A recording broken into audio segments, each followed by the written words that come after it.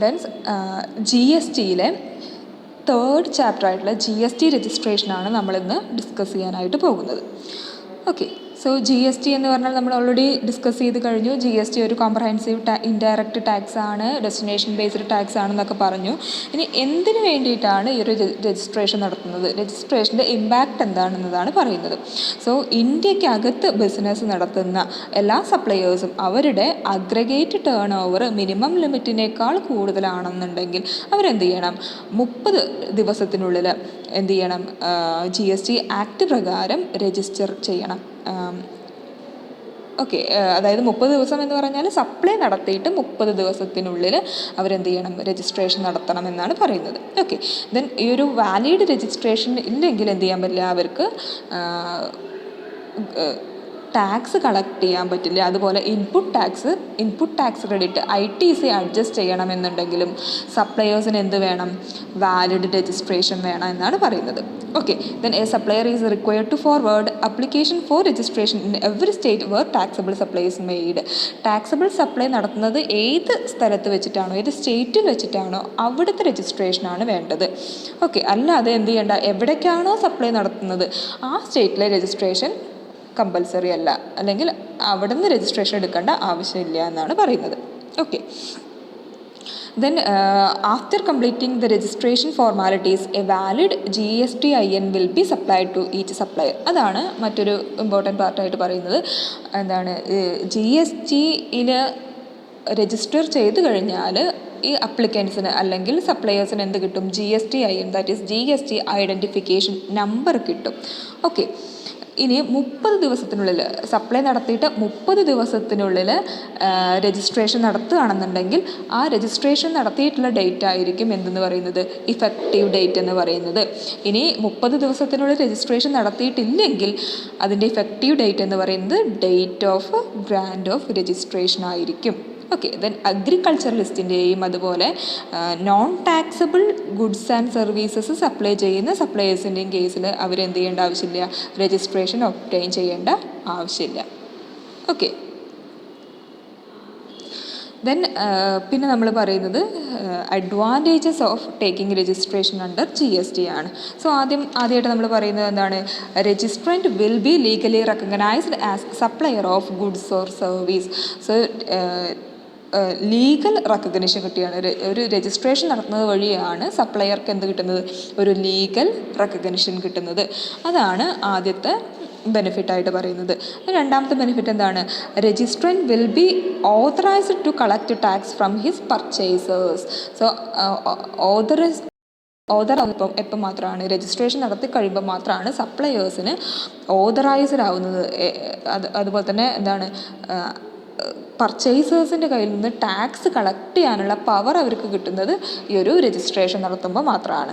Okay, next എന്താണ്, registrant can pass on the credit of the taxes paid on the goods or services supplied to purchasers or recipients by issuing tax invoice. Okay, registrant can pass on the credit of the tax paid on the goods or service supplied to purchasers or recipient by issuing tax invoice. അതുപോലെ തന്നെ എന്താണ്, tax പെയ്ഡിൻ്റെ credit pass ചെയ്യണമെന്നുണ്ടെങ്കിലും ഒക്കെ എന്ത് വേണം, invoice വേണം. നമ്മൾ input tax credit ഒക്കെ discuss ചെയ്ത സമയത്ത് പറഞ്ഞു, അതിനൊക്കെ എന്താണ്, ഇൻവോയ്സ് വേണം എന്നുള്ള ഒരു കണ്ടീഷൻ നമ്മൾ പറഞ്ഞു. അങ്ങനെ അത്തരത്തിൽ ഇൻവോയ്സൊക്കെ ഇൻവോയ്സ് ഇഷ്യൂ ചെയ്യണമെന്നുണ്ടെങ്കിൽ സപ്ലയേഴ്സ് എന്ത് ചെയ്യണം, രജിസ്ട്രേഷൻ നടത്തിയിരിക്കണം. Then registrant will be able to book input tax credit. Okay, ഈ ഒരു രജിസ്ട്രേഷൻ നടത്തി കഴിഞ്ഞാൽ മാത്രമേ അവർക്ക് എന്ത് അവൈൽ ആവുള്ളൂ, ഇൻപുട്ട് ടാക്സ് ക്രെഡിറ്റ് അവൈൽ ആവുള്ളൂ. ദെൻ പിന്നെ പറയുന്നത് എന്താണ്, ഇനിയുണ്ട് മൂന്ന് അഡീഷണൽ പോയിന്റ് കൂടി പറയാം. Helpful to gain customer trust. Okay, then eligible to participate in government bids and contract, then eligible to avail benefits and privileges under GST Act and other laws. So ഏത് act പ്രകാരം benefit കിട്ടണമെന്നുണ്ടെങ്കിൽ അവരെന്തായിരിക്കണം, registration നടത്തിയിരിക്കണം. അതുപോലെ ഗവൺമെൻറ്റിൻ്റെ കോൺട്രാക്റ്റുകളിലും ബിഡുകളിലും ഒക്കെ participate ചെയ്യണമെന്നുണ്ടെങ്കിൽ അയാൾ എന്ത് ചെയ്തിരിക്കണം, അത്തരം സപ്ലയേഴ്സ് എന്ത് ചെയ്യണം, GST രജിസ്ട്രേഷൻ നടത്തിയിരിക്കണം. ഓക്കെ, അത്രയാണ് ബെനിഫിറ്റായിട്ട് പറയുന്നത്. ഇനി നമ്മൾ പറയുന്നത് പേഴ്സൺസ് ലയബിൾ ഫോർ രജിസ്ട്രേഷൻ ആണ്. സെക്ഷൻ 22 ആണ് ഈ ഒരു പാർട്ടിനെ ഡീൽ ചെയ്യുന്നത്. ആരൊക്കെയാണ് രജിസ്ട്രേഷൻ നടത്തേണ്ട പേഴ്സൺസ് എന്ന് പറയുന്നത്? ആദ്യം പറയുന്നത് എത്രയാണ്? All suppliers in India except Jammu and Kashmir and special category state. Okay, നമ്മളെന്താണ്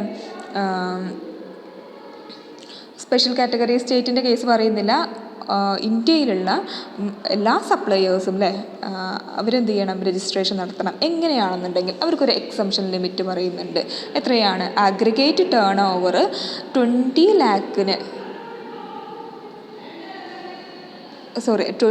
lakh വരെ എന്ത് ചെയ്യേണ്ട ആവശ്യമില്ല? രജിസ്ട്രേഷൻ നടത്തേണ്ട ആവശ്യമില്ല. 20 lakhന് മേലെ അഗ്രിഗേറ്റ് ടേൺ ഓവർ വരുന്ന എല്ലാ സപ്ലയേഴ്സും എന്ത് ചെയ്യണം? ഇന്ത്യയിലുള്ള എല്ലാ സപ്ലയേഴ്സും എക്സെപ്റ്റ് സ്പെഷ്യൽ കാറ്റഗറി സ്റ്റേറ്റിലും ജമ്മു ആൻഡ് കാശ്മീരിലും ഉള്ളവർ എന്ത് ചെയ്യണം? രജിസ്ട്രേഷൻ നടത്തണം. അടുത്തത് എന്താണ് പറയുന്നത്? ഇനി സ്പെസിഫൈഡ് കാറ്റഗറി സ്റ്റേറ്റിലുള്ളവരാണെന്നുണ്ടെങ്കിൽ അവരുടെ ആഗ്രിഗേറ്റ് ടേൺ ഓവർ 10 lakhന് എബവ് വരുന്ന സമയത്ത് മാത്രം എന്ത് ചെയ്താൽ മതി?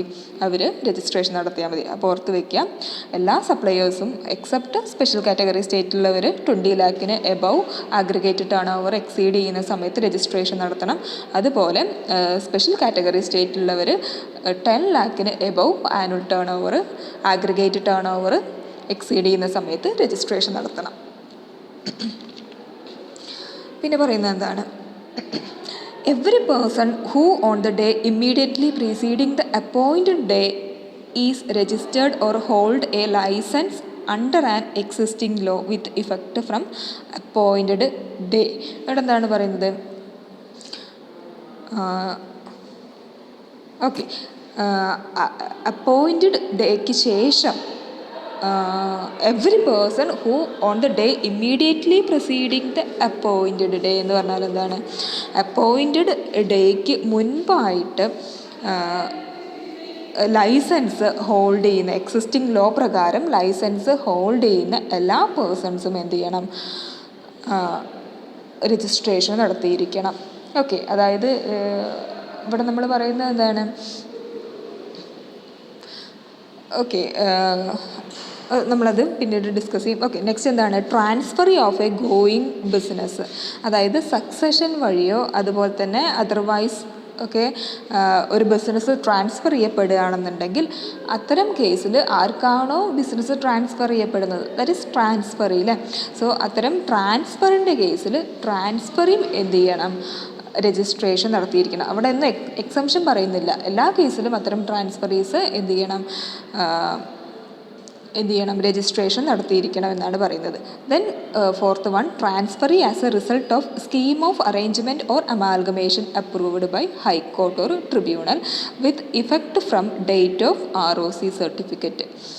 ഓക്കെ, സോ എന്താണ്? ROC സർട്ടിഫിക്കറ്റ് ഒബ്റ്റെയിൻ ചെയ്തതിന് ശേഷം സ്കീം ഓഫ് അറേഞ്ച്മെൻറ്റ് അല്ലെങ്കിൽ അമാൽഗമേഷൻ്റെ കേസിലും ട്രാൻസ്ഫറീസും എന്ത് ചെയ്യണം? രജിസ്ട്രേഷൻ നടത്തിയിരിക്കണം എന്നാണ് പറയുന്നത്. ഓക്കെ, ദെൻ പിന്നെ നമ്മൾ പറയുന്നത് ഇതിൻ്റെ ത്രഷ്-ഹോൾഡ് ലിമിറ്റാണ്. നമ്മൾ ഓൾറെഡി പറഞ്ഞു കഴിഞ്ഞു. സ്പെഷ്യൽ കാറ്റഗറി സ്റ്റേറ്റിൻ്റെ കേസിൽ നമ്മൾ പറഞ്ഞില്ലേ, 10 lakhൻ്റെ കേസ് നമ്മൾ പറഞ്ഞു. ഓക്കെ, നമ്മളൊന്നുകൂടി എക്സ്പ്ലെയിൻ ചെയ്യുകയാണ്. ഐറ്റം സപ്ലൈഡ് ഗുഡ്സ് ഓൺലി ആണെങ്കിൽ എത്രയാണ്? നോർമൽ സ്റ്റേറ്റിലും അതുപോലെ യൂണിയൻ ടെറിട്ടറീസിലൊക്കെ ആണെന്നുണ്ടെങ്കിൽ ഗുഡ്സ് മാത്രമാണ് സപ്ലൈ ചെയ്യുന്നതെങ്കിൽ അവിടെ എക്സംഷൻ ലിമിറ്റ് എന്ന് പറയുന്നത് 20 lakh ആണ്. ഓക്കെ, ഇനി സ്പെഷ്യൽ കാറ്റഗറി സ്റ്റേറ്റിലാണെങ്കിൽ അത് 10 lakh ആണ്. ഓക്കെ, ഇനി വിത്ത് ഇഫക്റ്റ് ഫ്രം 1st February 2019 എന്താണ്? 1st February 2019 മുതൽ എത്രയാണ്? നോർമൽ സ്റ്റേറ്റിൽ 20 lakh ആണ്. പക്ഷേ സ്പെഷ്യൽ കാറ്റഗറി സ്റ്റേറ്റിൽ എന്താണ്? Amount not exceeding 20 lakh if opted by SCS. Okay, so എന്താണ്? അവിടെ ഒരു കണ്ടീഷൻ വന്നു അല്ലേ? 20 lakh ആണ് അവിടെ എന്തായിട്ട് വന്നത്? 20 lakhൻ്റെ ഒരു എക്സംഷൻ സീലിംഗ് അവിടെ വന്നു. 2019 പ്രകാരമാണ് അങ്ങനെ ഒരു സീലിംഗ് വെച്ചത്. ഇനി വിത്ത് ഇഫക്റ്റ് ഫ്രം 1st January 2020 മുതലാണെങ്കിൽ എന്താണ്? നോർമൽ സ്റ്റേറ്റിൽ അതെന്താക്കി? 40 lakh ആക്കി മാറ്റിയിട്ടുണ്ട്. അതുപോലെ സ്പെഷ്യൽ കാറ്റഗറി സ്റ്റേറ്റിലാണെന്നുണ്ടെങ്കിൽ അത് 20 lakh ആണ്. ഓക്കെ, ആ കേസ് ഒന്ന് മനസ്സിലാക്കി വയ്ക്കുക. 31st January 2019 വരെ 20 lakhും 10 lakhും ആയിരുന്നു. ദെൻ 1st February 2019 മുതൽ എന്താക്കി 20 lakhും 20 lakhും ആക്കി. ദെൻ 1st January 2020 മുതൽ അത് 40 lakhും 20 lakhും ആക്കി. ഓക്കെ, ദെൻ ഇപ്പോൾ നമ്മൾ ഡിസ്കസ് ചെയ്തത് ഗുഡ്സിൻ്റെ കേസിൽ മാത്രമാണ്. Then goods and service or service only, ഗുഡ്സും സർവീസും വരുന്ന സമയത്ത്, അതുപോലെ സർവീസ് മാത്രം വരുന്ന സമയത്ത് നോർമൽ സ്റ്റേറ്റിൻ്റെ കേസിൽ 20 ലാഖാണ്, സ്പെഷ്യൽ കാറ്റഗറി സ്റ്റേറ്റിൻ്റെ കേസിൽ 10 ലാഖാണ്. ഇനി നോർമൽ സ്റ്റേറ്റിൻ്റെ കേസിൽ 1st February 2019 മുതൽ 20 ലാഖ് തന്നെയാണ്. സ്പെഷ്യൽ കാറ്റഗറി സ്റ്റേറ്റിൽ amount not exceeding 20 lakh if opted by the SCS. Okay, then with effect from 1st January 2020 എന്താണ് നോർമൽ സ്റ്റേറ്റിൽ അത് 20 ലാഖായിട്ട് തന്നെ കണ്ടിന്യൂ ചെയ്യുകയാണ്. സ്പെഷ്യൽ കാറ്റഗറി സ്റ്റേറ്റിൽ amount not exceeding 20 lakh if opted by SCS സ്കീമിനെ പറ്റിയിട്ടൊക്കെ നമ്മൾ ഇനി ഡിസ്കസ് ചെയ്യാനായിട്ട് പോകുന്നുണ്ട് കേട്ടോ. ഓക്കെ, അപ്പോൾ ആ ഒരു ടേബിൾ ഒന്ന് മനസ്സിലാക്കി വയ്ക്കുക. പിന്നെ നമ്മൾ പറയുന്നത് persons not liable to be registered ആണ്. സെക്ഷൻ 23 ആണ് അതിനെ ഡീൽ ചെയ്യുന്നത്. ആരൊക്കെയാണ് രജിസ്റ്റർ ചെയ്യേണ്ടാത്തത്, ഏതൊക്കെ പേഴ്സൺസിന് രജിസ്ട്രേഷന് ലയബിൾ അല്ല എന്നുള്ളതാണ് നമ്മൾ പറയുന്നത്. 23ലാണ് നമ്മൾ ഇതിനെപ്പറ്റി പറയുന്നത്. ആദ്യമായിട്ട് പറയുന്ന ആരൊക്കെയാണ്? Persons exclusively engaged in supply of except goods service or both. Tax കൊടുക്കേണ്ടാത്ത ചില ഗുഡ്സ് ആൻഡ് സർവീസസ് ഉണ്ട്. ഒക്കെ നിങ്ങൾ ആദ്യത്തെ ക്ലാസ്സിൽ പഠിച്ചിട്ടുണ്ടായിരിക്കും. ഓക്കെ, അത്തരത്തിലുള്ള ഗുഡ്സ് സപ്ലൈ ചെയ്യുന്ന പേഴ്സൺസ് അവരെന്ത് ചെയ്യേണ്ട ആവശ്യമില്ല, രജിസ്റ്റർ ചെയ്യേണ്ട ആവശ്യമില്ല. സെക്കൻഡ് എന്താണ്? An agriculturalist only for produce out of cultivation of land. ലാൻഡിൻ്റെ കൾട്ടിവേഷനിൽ നിന്ന് അതായത് ലാൻഡ് കൾട്ടിവേഷൻ മാത്രം നടത്തുന്ന അഗ്രികൾച്ചറലിസ്റ്റില്ല.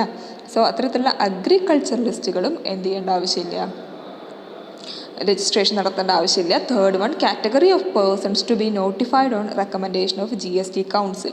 GST കൗൺസിൽ നോട്ടിഫൈ ചെയ്തിട്ടുള്ള കാറ്റഗറി ഓഫ് പേഴ്സൺസും എന്ത് ചെയ്യേണ്ട ആവശ്യമില്ല, രജിസ്ട്രേഷന് ലയബിൾ അല്ല.